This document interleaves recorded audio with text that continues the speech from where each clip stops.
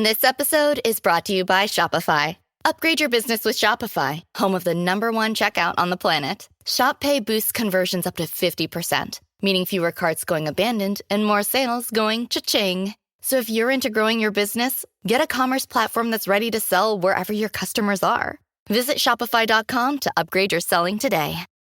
Welcome back to Round the Cauldron, where we talk theology, philosophy, and everyday life as a modern witch. If you like the show, please leave a review wherever you listen to help other witches find me. Don't forget, you can help support the show at patreon.com/roundthecauldron for as little as $1 a month and get patron-exclusive content. If you're ready to hop into the show, grab some coffee, pull up a seat, and join me round the cauldron. Today, I wanted to talk about the dangers of false or misleading claims, especially with the nature of the world right now and everything that we're going through as small communities, as towns, but also on a global scale. Now, most of this episode will probably focus on random false claims, random misinformation, but it will tie back into witchcraft, paganism, Wicca, and the more spiritual side of things. So first, I want to really explain why I wanted to visit this topic. I know in the past I've talked about the importance of critical thinking and citing your sources and doing good research. And with the current pandemic that we're in as a global community, there is a lot of misinformation out there. And this misinformation is being spread either purposefully by someone who may have an agenda behind whatever it is that they're spreading, or it's being spread I don't want to say by accident, because the people that are spreading it on purpose, but the misinformation is spread either on purpose or through negligence, because in my opinion, if you are spreading a claim that you cannot back up or verify, then you are spreading information in a negligent manner. That is part of the problem. So the main idea of this came about because of the pandemic, but I will tie it into Wicca and paganism and witchcraft more towards the end of the episode. But I want to go and give examples and ideas of different types of misinformation and really how it spreads. And it will all tie back in together, I promise. Just stick with me for this and we will get through it together. So one of the main culprits of the spread of misinformation is social media. I don't know how many times I have seen through my own personal Facebook page the complete spread of misinformation regarding this current pandemic and politics and all kinds of different stuff. Now, I'm going to focus on the pandemic and the health issues because that is currently what's on the top of everybody's mind, and it may help someone who is listening to this or watching this to really understand how they can dig deeper and do their own research and check the proper sources. So that's what I'm going to be focusing on mainly, but this can be applied to everything. Literally everything can be benefited by this process. Okay, so I have a bunch of notes. I've got some examples. As always, all links will be in the description and in the show notes, and we can tackle this and move through it together and really see what the problems are. Now, as always, I have to give my disclaimer. I'm not a professional. I am not a professor. I'm not a doctor. I am just an everyday witch who has been to college for something else and who really enjoys the idea of academic study and academic research. So, fair warning, that's that. Not a professional. Go to the sources in the description and in the show notes if you want to double check what I'm saying. The first thing that I want to talk about in regards to people spreading false information and misinformation and false claims is when it is done so with an agenda. When it is done so, this agenda could be political, it could be personal, anything that is done with an ulterior motive. The first one that comes to my mind is a post that I actually saw on my own Facebook feed, my personal Facebook feed. For those watching on YouTube, I will put a picture of it up here on your screen. Podcast listeners, I am quoting what it said. It says, "Italy has decided not to treat their elderly for this virus. That, my friends, is socialized healthcare." Now, if you're not from the United States and you have socialized healthcare, this might not make sense to you. Honestly, it doesn't make sense to me, and I live in the United States. A lot of Americans really look down on the idea of socialized healthcare. Healthcare for all citizens, and it being either free or affordable. For some godforsaken reason, most of America thinks that if you can't afford health insurance, you deserve to die. I disagree with that. However, that's not the whole point of this. The whole point of this is that this post was being spread around with nothing to back up the claim. Nothing to back up, for one, the claim that Italy has decided to stop treating their elderly, and two, that this is the idea of socialized medicine. Now, it might be easier for me to dig deeper into this particular type of post because I come from a medical background. I have an associate's degree in health information technology and sciences. I worked for hospitals, and I have gone through a bunch of different classes that were necessary for me to get this degree and the certification that I have. So, first of all, the claim that Italy has decided to stop treating their elderly is a combination of true and false. So, according to the articles that I have read, again, all links in the description and the show notes, the Italian government has urged medical professionals to stop treating the elderly. That is the headline, essentially, that's being spread around. But if you look deeper into it and you're familiar with the processes in the medical field when disaster strikes, you'll know that that's a clickbait headline, because it's not just Italy has stopped treating their elderly. What it is something called catastrophe medicine or disaster medicine. And it's not just Italy that has to do it.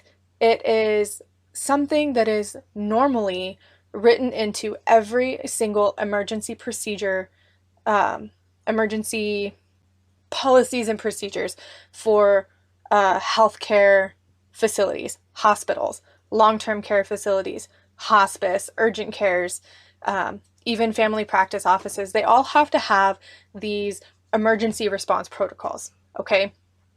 And catastrophe medicine is essentially, it has nothing to do with socialized healthcare, but it has everything to do with the allocation of resources.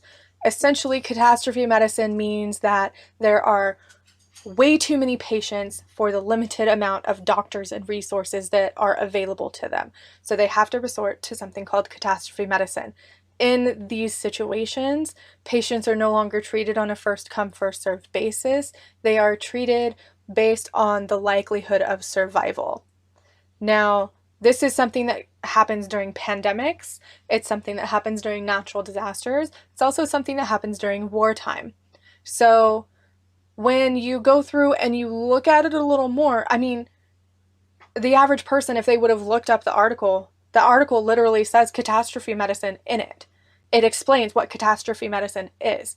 So even if you didn't know what it was and you go and you look for the source of that claim, you will find that the claim is false. The premise of the claim is false, because what they're doing is they're trying to push their agenda onto the American public and say, this is why we don't want socialized healthcare, because they're going to stop treating our elderly. They're going to stop treating the sick people. They're only going to treat the young people. These are all arguments that I have seen made against socialized healthcare in the United States. I'm not going to get into the argument of socialized healthcare because that's not the point of this episode, but quickly you can see that if you were to just type into Google, Italy stopped treating the elderly, you will come to these articles that talk about catastrophe medicine. And you can see that the premise behind that post is completely false and misleading.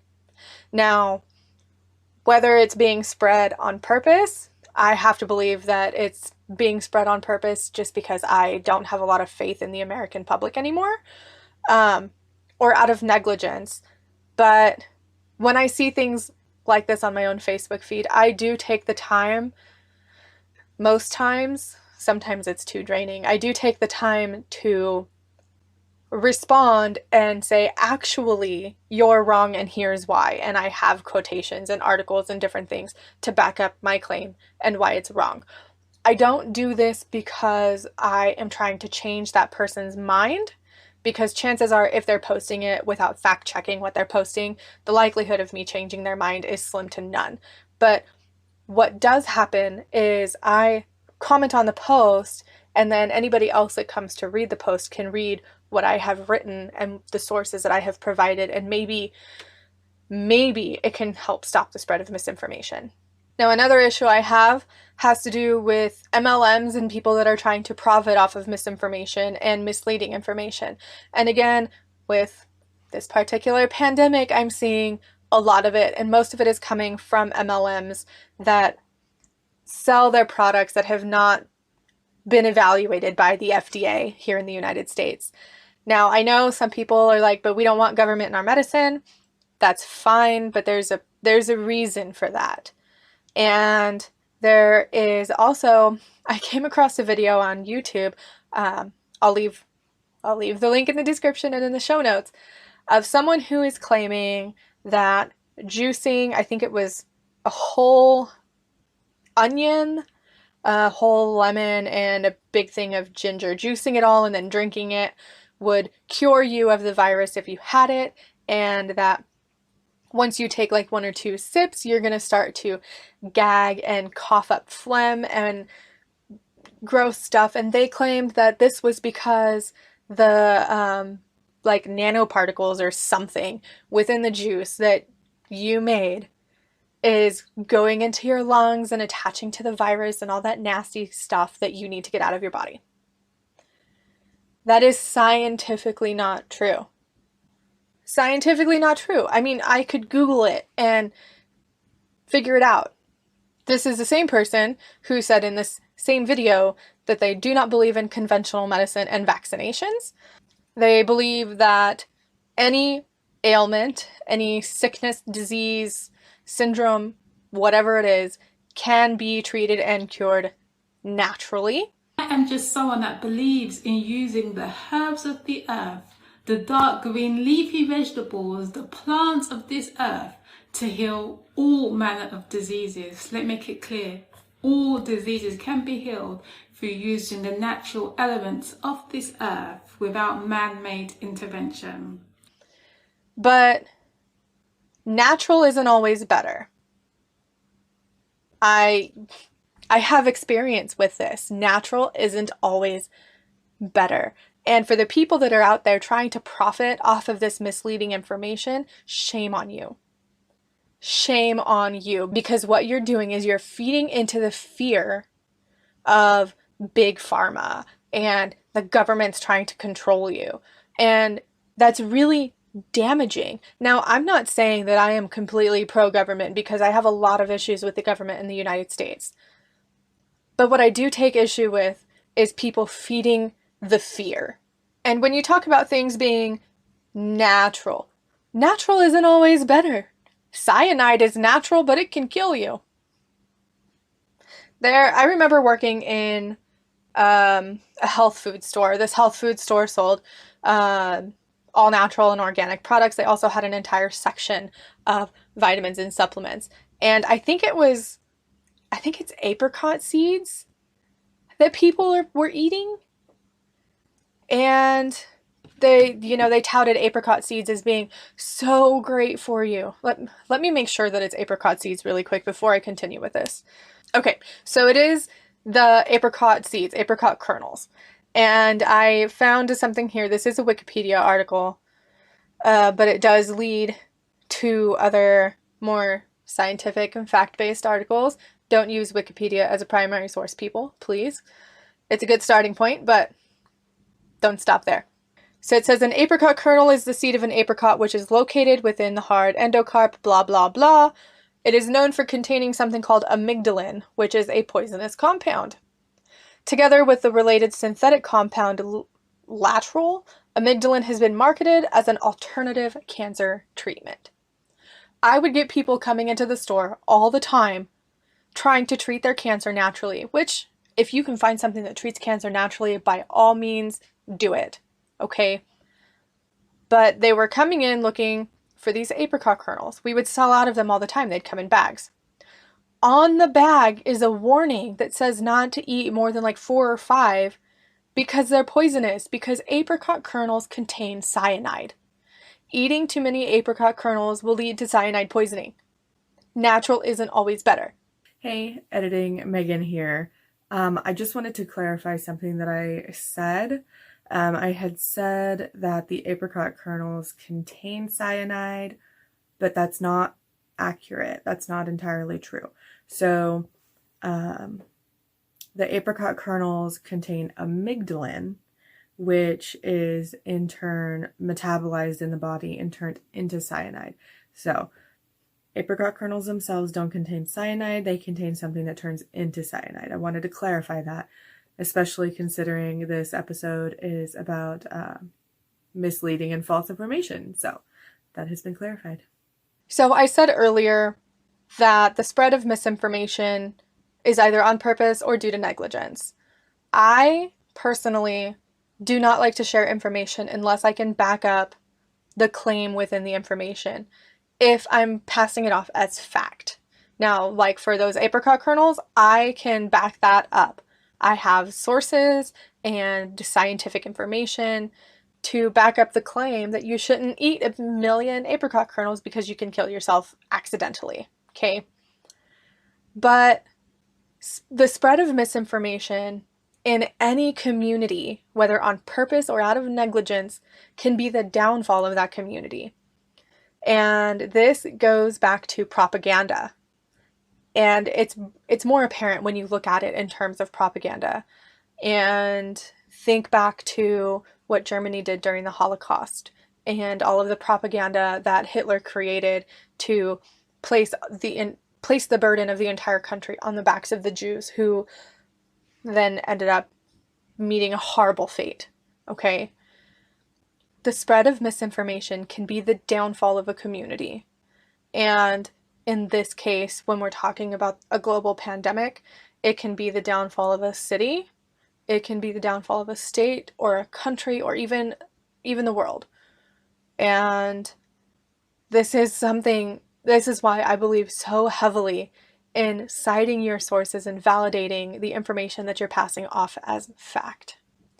And going back to the claims of treating coronavirus or any pandemic or illness or disease with herbs and supplements, if it works, that's amazing. If it works. Now, here in the United States, we have something called the FDA, the Food and Drug Administration. They are the ones that are responsible for clinical testing of medications and vaccines before they can make claims that a particular substance, like ibuprofen, can do specific things. They're the ones that decide that because they go through a scientific process and it has to be proven that it's effective in what it does. Now, we have the FDA for a reason, because they're responsible for the clinical testing and the scientific side of things. Your average person is not gonna know the clinical testing process and how many trials a certain substance has to go through and what the success rate has to be in order for it to be deemed appropriate or deemed successful. There's certain percentages and different criteria that it has to meet. We're not going to know that as the average person because it's not our job. We rely on the FDA to keep us safe, but when you have these people out here spreading this misinformation and going through and saying, conventional medicine is crap, and here, take these apricot kernels to cure your cancer. There's a reason that we have the FDA, and anything that is being touted as anything that is a supplement, like a dietary supplement or something like that, has to have a disclaimer on it. And the disclaimer reads, "These statements have not been evaluated by the Food and Drug Administration. This product is not intended to diagnose, treat, cure, or prevent any disease." We have that in place for a reason, so that people know that what they're taking hasn't been clinically tested and they cannot rely on outside sources to prove the results, because that's not there. So how does this apply to witchcraft and magic? It applies in the same sense. It applies in the same way that it would apply to anything else. Use your critical thinking skills. Spend some time learning how to research. I've thought about maybe doing a video series or something like that on the different methods that you can use to research and how to check your sources and make sure that it's reputable. If that's something that you'd be interested in, let me know in the comments below. For those watching on YouTube, podcast listeners, send me an email, find me on all of my social media. Let me know if that's something you would be interested in.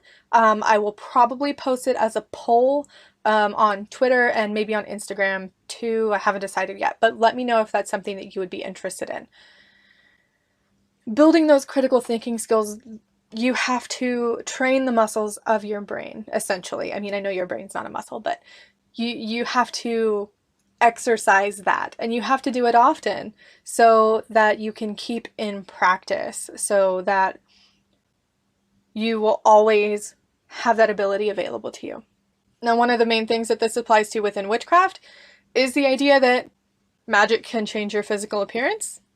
Magic can cure your disease. Herbs, stones, crystals, roots, any other tool or ingredient you have at your disposal is 100% safe. Oh, there's the word I'm looking for. Not accurate. I don't know. I don't know what the word is that I'm looking for, but these ideas that all of these things are beneficial and better and 100% guaranteed are misleading.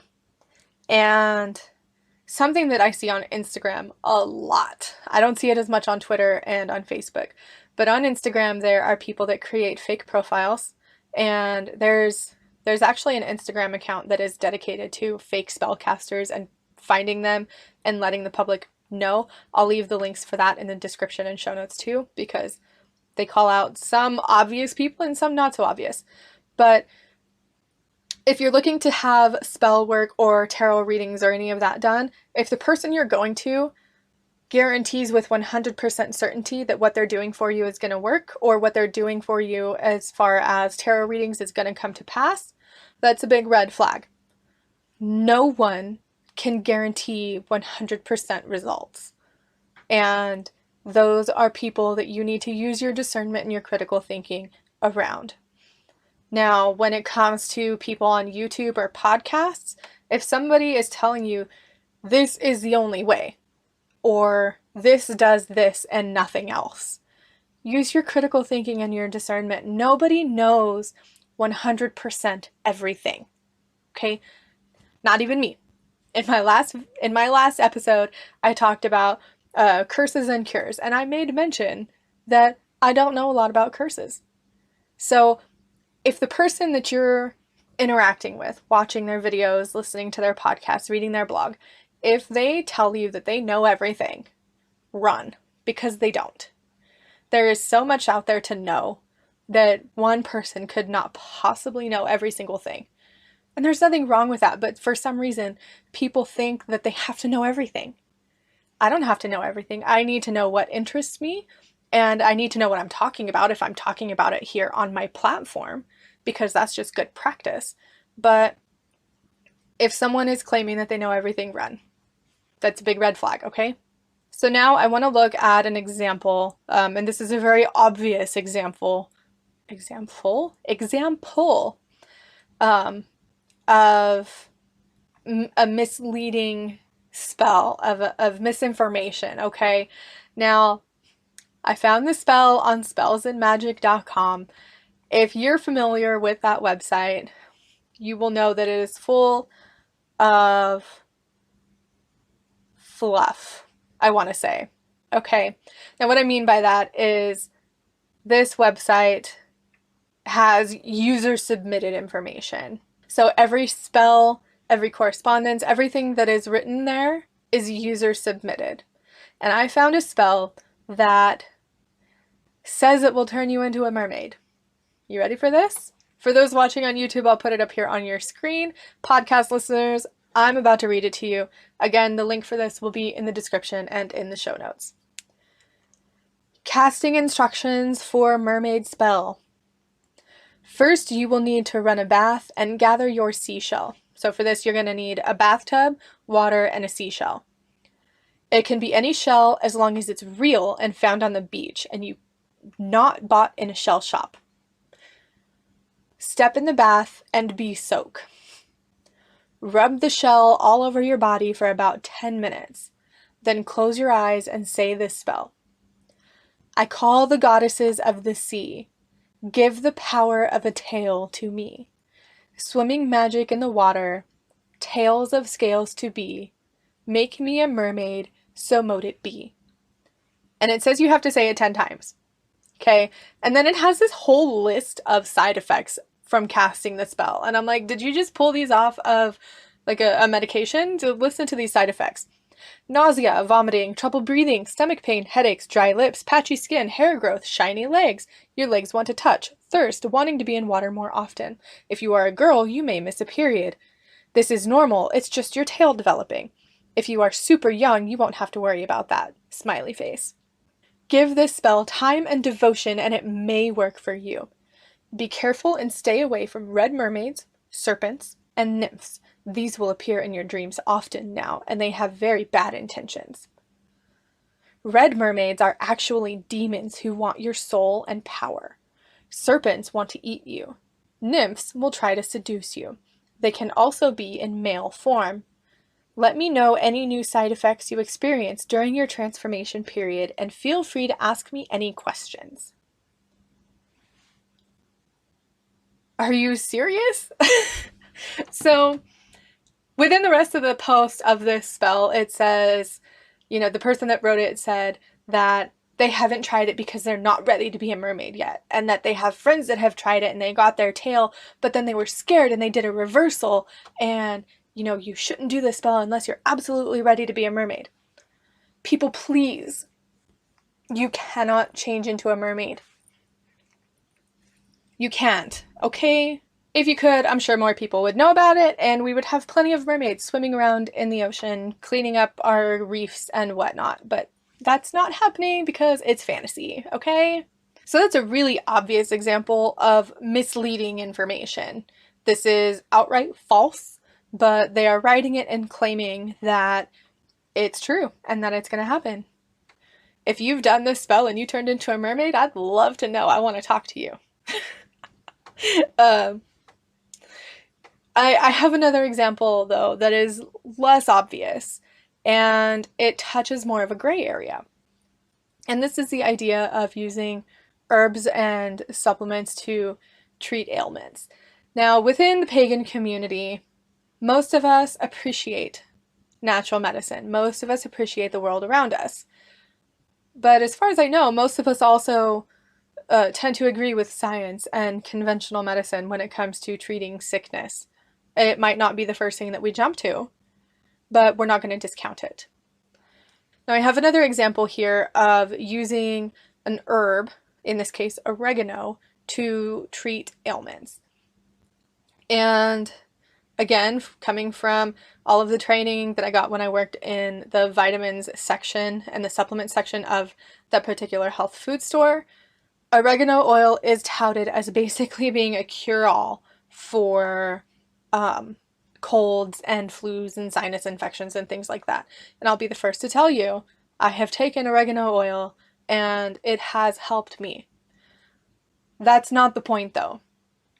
The point being that in these stores, in these situations, when someone comes and says, like, I have a cold, what do you recommend? We legally couldn't tell them this will do this and this will do this and this will do this. Okay, but we could legally tell them this has been used for blah, blah, blah. Sometimes people use this for blah, blah, blah. Giving information based on examples and personal stories, which that's not how medicine works and that's not how health works. What works for one person is not going to work for another. But I use oregano as an example here because it's also something that it's commonly found in a lot of kitchens, and a lot of witches just have it on hand generally. So oregano has been used as an herbal supplement to alleviate colds and sinus issues. People say, yes, take oregano oil. If you have a cold, it'll make your cold go away. But now it's not necessarily, see, this is where it gets complicated. It's not necessarily misleading information, and it's not necessarily misinformation, because there is some evidence that suggests that, yes, oregano oil can help with those types of symptoms. But this particular example goes back to why you should get your information from a reputable source and not the people that work in vitamin stores, and not those, people on the internet who think that they know everything, okay? And now this information, again, link in the description and in the show notes for where I'm getting my information. What they don't tell you about taking oregano oil is that it can have interactions with other medications and other herbs and just yourself in general. Maybe you're allergic to it. Who knows? But this is why you should get your information from a reputable source. Herbs and supplements and anything that is not clinically tested by the FDA can have side effects, and it can have what's called a contraindication, meaning that it will interact with other medications or other herbs. The most common and most widely known contraindication between an herb and a type of medication is St. John's wort and hormonal birth control.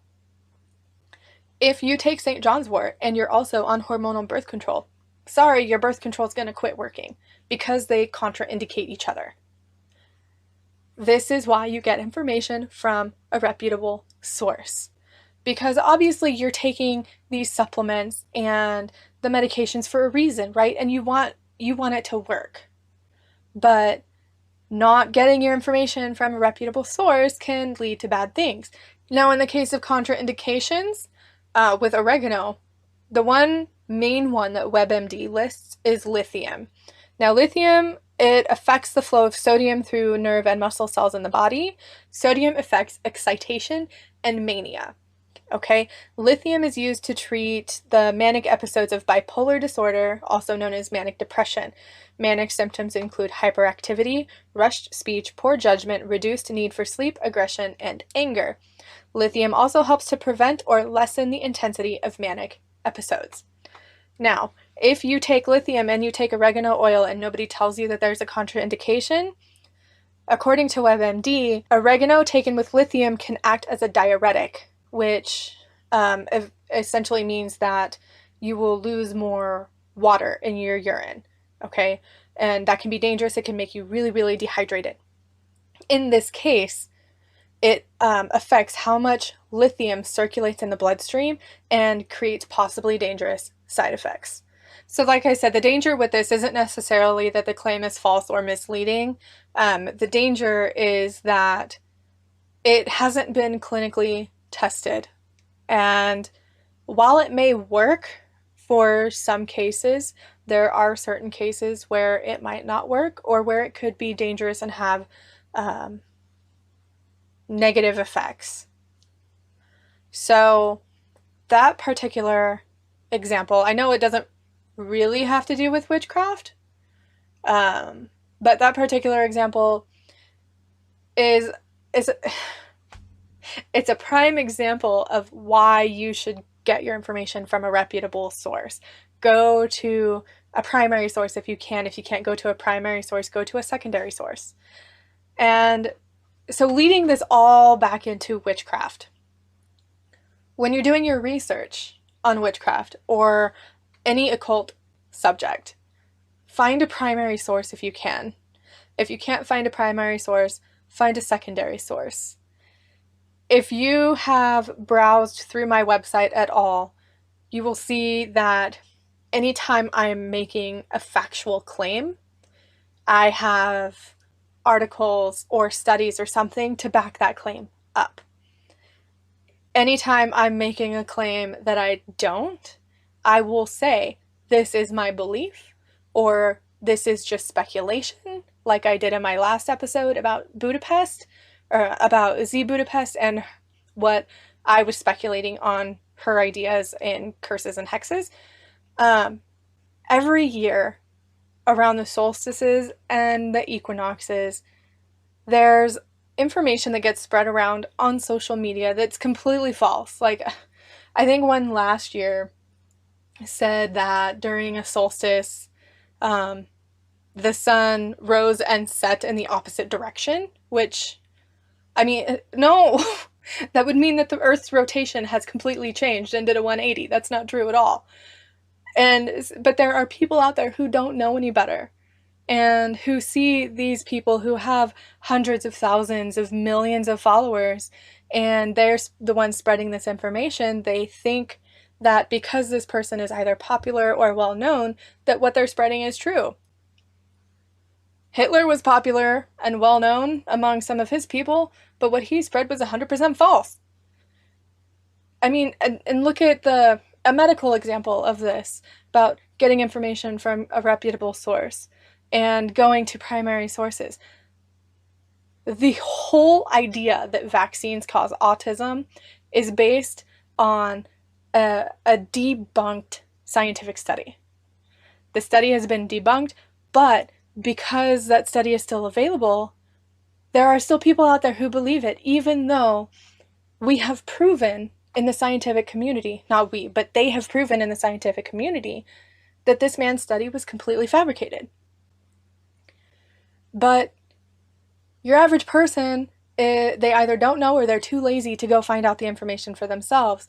They think that everything is available on the internet, so you should be able to just be fed the information. And I see that a lot in the witchcraft and the pagan community with new people coming in. And you need to exercise your own critical thinking skills, because only you can formulate your beliefs and what you think is right and what you believe is right. But when it comes to things like solstices and the history of something or the scientific nature of something, those are things that can be proven. The solstices and the equinoxes are astronomical events. The solstices, day and night, are longer depending on if it's summer or winter solstice. The equinoxes, day and night, are almost equal in length. Those can be proven. History can mostly be proven. We can go back to the primary sources and see that the history of witchcraft and the history of Wicca dates back to the 50s and Gerald Gardner, and anything further than that is simply speculation and people trying their best to figure out if Wicca is older, because primary sources are hard to find in that case because of the nature of history and the occult world at the time. But I guess this is just a really long-winded revisitation of using your critical thinking skills and learning how to research things properly. So again, just to reiterate, think before you spread information, cite your damn sources, and don't cause more damage to a community out of negligence. This was a heavy episode. These kinds of topics get me riled up because it's just the kind of person that I am, I suppose. So again, if you want me to do an episode or a video on how I go about doing academic research, the sources that I use, how to figure out if it's a reputable source or not, let me know in the comments below. Podcast listeners, reach out to me on social media. I will gladly do a video on that subject because I think it's something that the entire human population can benefit from, especially in times like we're facing right now. So cite your sources, get your information from reputable sources, and don't spread misinformation. I will talk to you later. Bye for now.